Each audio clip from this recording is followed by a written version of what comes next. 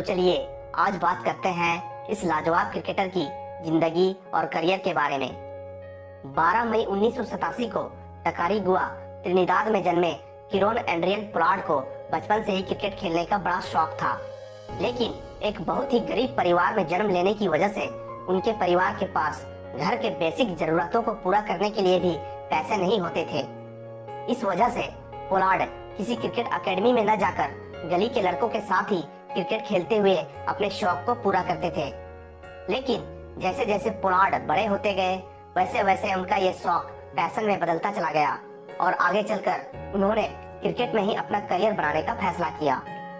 Pollard अपने 3 भाई बहनों में सबसे बड़े हैं और उनसे छोटी उनकी 2 बहनें हैं। उनके पिता बचपन में ही बिना कुछ बताए उन्हें बेसहारा छोड़कर चले गए थे। इस वजह से उनकी मां पर ही अकेले अपने तीनों बच्चों की परवरिश की जिम्मेदारी आ गई थी।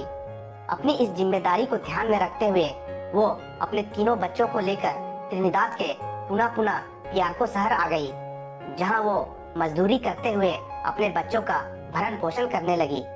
कभी कभी तो हालात इतने बदतर हो जाते थे कि पोलार्ड के परिवार को केवल एक वक्त का खाना ही नसीब हो पाता था।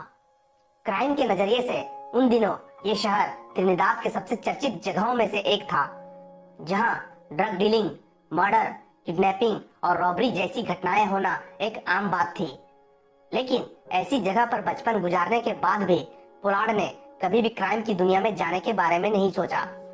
क्योंकि भाई बहनों में सबसे बड़े होने की वजह से परिवार की आर्थिक स्थिति को बेहतर बनाने की जिम्मेदारी भी अब पोलार्ड के ऊपर ही थी। पोलार्ड भी समझ चुके थे कि उन्हें इस स्थिति से अगर कोई बाहर निकाल सकता है तो वो है केवल क्रिकेट।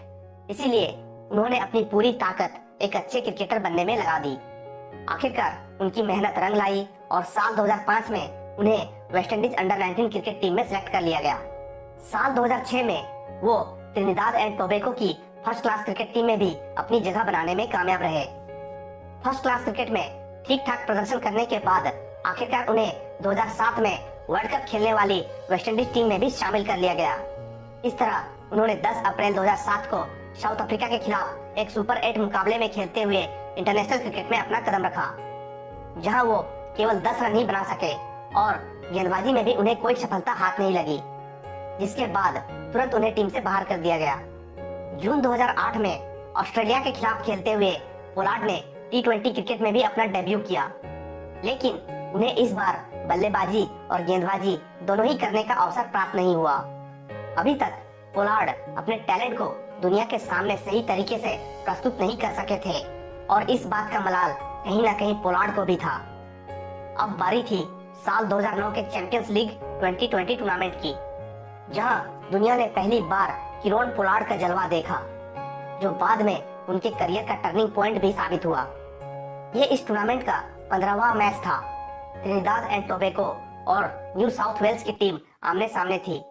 अंतिम 28 गेंदों पर त्रिनिदाद एंड टोबैगो को जीतने के लिए 53 रन चाहिए थे और क्रीज पर थे किरोन पोलार्ड, जिन्होंने अपनी विस्फोटक अंदाज में बल्लेबाजी करते हुए 5 छक्कों और इतने ही चौकों की मदद से महज 18 गेंदों पर ही 54 रन बनाकर इस मैच को अपनी टीम के पक्ष में कर दिया था। इस मैच में किए गए उनके शानदार परफॉर्मेंस ने पोलार्ड को रातों रात सुर्खियों में ला दिया। पोलार्ड के इस विस्फोटक बल्लेबाजी अंदाज को देखने के बाद न्यू साउथ वेल्स की टीम ने उन्हें सीजन 2009-10 के बिग बैश लीग में अपनी टीम की तरफ से खेलने के लिए भी प्रस्ताव रखा था, लेकिन पोलार्ड ने साउथ ऑस्ट्रेलिया की तरफ से खेलने को प्राथमिकता दी। इस बिग बैश सीजन के दौरान भी पोलार्ड ने कई शानदार पारियां खेली और सबसे ज्यादा 190 रन बनाकर प्लेयर ऑफ द टूर्नामेंट भी बने। चैंपियंस लीग और बिग बैश लीग में किए गए पोलार्ड के उम्दा प्रदर्शन का प्रभाव ऐसा था कि साल 2010 के आईपीएल ऑक्शन में Chennai super Kings, Kolkata night Riders, Mumbai Indians and royal Challengers Bangalore के बीच पोलार्ड को अपनी टीम में लेने के लिए प्राइस वार शुरू हो गया। लेकिन अंत में मुंबई इंडियंस ने $7.5 लाख, जो कि आज के हिसाब से करीब 5.5 करोड़ रुपए के आसपास होगी, की बड़ी बोली लगाकर पोलार्ड को अपनी टीम में शामिल करने में सफलता पाई। पोलार्ड के टीम में आ जाने से मुंबई की टीम पहले से और भी ज्यादा मजबूत हो गई थी। इस आईपीएल सीजन में पोलार्ड ने गेंद और बल्ले दोनों से ही कमाल का प्रदर्शन करते हुए 273 रन बनाने के साथ साथ 15 विकेट लेकर बेस्ट आईपीएल डेब्यू परफॉर्मेंस का अवार्ड भी जीता। पोलार्ड की मौजूदगी में ही मुंबई इंडियंस की टीम अभी तक सबसे ज्यादा 5 बार आईपीएल का विनर बनने में कामयाब रही है। वो एक ऐसे प्लेयर है जिसे मुंबई इंडियंस की टीम कभी भी अपने हाथ से जाने नहीं देना चाहेंगी। आईपीएल ने पोलार्ड को वो सब दिया जिसके वो वाकई में हकदार थे। दिसंबर 2011 में पोलार्ड ने भारत के खिलाफ 5वें ओडीआई मैच में 119 रनों की पारी खेलते हुए इंटरनेशनल क्रिकेट में अपना पहला शतक भी बना दिया। उनकी इस पारी की खास बात यह थी कि उन्होंने इस पारी के दौरान 10 छक्के और केवल 4 चौके लगाए थे। इससे ये पता चलता है कि पोलार्ड किस तरह के बल्लेबाज हैं। लेकिन इतने काबिल और शानदार क्रिकेटर होने के बावजूद पोलार्ड कभी भी वेस्टइंडीज के महान क्रिकेटरों की लिस्ट में अपनी जगह नहीं बना सके। इसके अलावा 13 साल से भी ज्यादा इंटरनेशनल क्रिकेट खेलने के बावजूद वो वेस्टइंडीज की तरफ से अभी तक एक भी टेस्ट मैच नहीं खेल सके हैं। इसकी मुख्य वजह यह है कि वो अपने देश के लिए टेस्ट क्रिकेट खेलने के बजाय दूसरी टीमों के लिए प्रोफेशनल क्रिकेट खेलने को ज्यादा तवज्जो देते हैं, जिससे वो ज्यादा से ज्यादा पैसे कमा सके। जिसके कारण पूर्व दिग्गज कैरेबियन क्रिकेटर्स ने पोलार्ड को भाड़े का क्रिकेटर तक कह दिया था। लेकिन इन सब का पोलार्ड पर कोई असर नहीं पड़ा, क्योंकि वो जानते हैं कि वो कहां से आए हैं और उनके लिए ये पैसा कितना महत्व रखता है। बहरहाल वो वेस्टइंडीज के लिए ओडीआई और टी20 क्रिकेट खेलते रहे। इसी बीच वो साल 2012 के टी20 वर्ल्ड कप जीतने वाली वेस्टइंडीज टीम का भी हिस्सा बने। लेकिन साल 2016 के टी20 वर्ल्ड कप से पहले उन्हें घुटने की इंजरी हो गई और उन्हें वर्ल्ड कप खेलने वाली टीम से अपना नाम वापस लेना पड़ा, जिसकी वजह से पोलार्ड इस बार वर्ल्ड कप विनिंग टीम का हिस्सा नहीं बन सके। साल 2019 में उन्हें वेस्टइंडीज ओडीआई और टी20 टीम का कप्तान भी बना दिया गया। नवंबर 2019 में पोलार्ड बतौर कप्तान अपने पहले ही ओडीआई सीरीज में अफगानिस्तान के खिलाफ खेलते हुए अपनी पहली सीरीज जीतने में भी कामयाब रहे। लेकिन अफगानिस्तान के खिलाफ ही उन्हें टी20 सीरीज में हार का सामना करना पड़ा।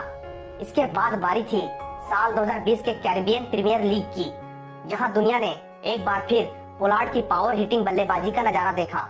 इस टूर्नामेंट में पोलार्ड ने बल्ले और गेंद दोनों से ही शानदार प्रदर्शन करते हुए अपनी टीम त्रिनबागो नाइट राइडर्स को चौथी बार सीपीएल का टाइटल दिलाने में अपनी एक अहम भूमिका निभाई।